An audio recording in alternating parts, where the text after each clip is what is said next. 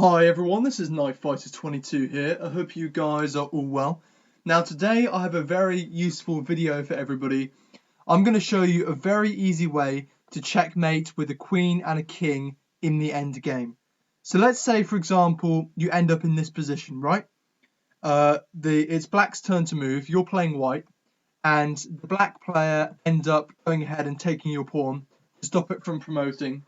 And you end up in a position like this, where you have a queen and a king, and the black player just has a king, and you want to make sure you win this game. Because I promise you, checkmating with a queen and a king is very easy against the king, and I'm going to show you exactly how to do that.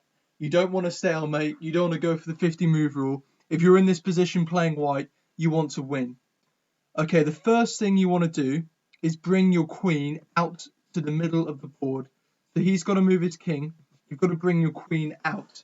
And what you want to do, let me go back and move. What you want to do is you want to make it so that this king is limited to a certain rectangle of the board.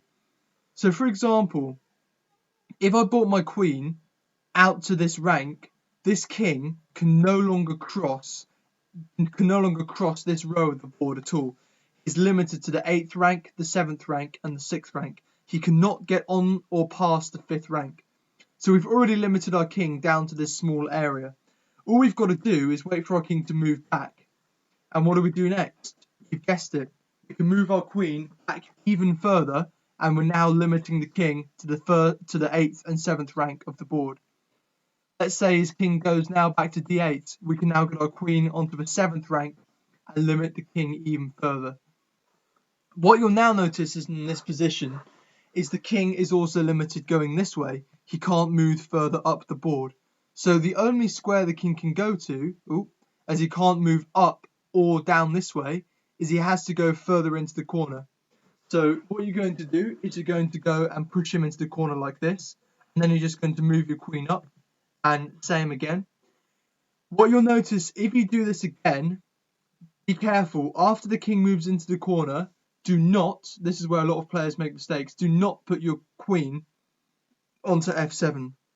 Because what you'll notice is if you put your queen onto f7 in that position when the king's in the corner, all of these squares will be taken up by the queen. The king won't be able to move, and it will be a stalemate. So what you want is you always want the king to have a free square. And if you keep your queen in this position, then the king is always going to have one free square, which is going to be the corner square, or if he's on the corner square, he can move back to g8. Now that the king has his free square, he's just going to be moving back and forth like this, and now you can get your king involved into the action. So you're going to move your king up, and what you notice is when you get your king into this position, the opponent's king is basically stuck.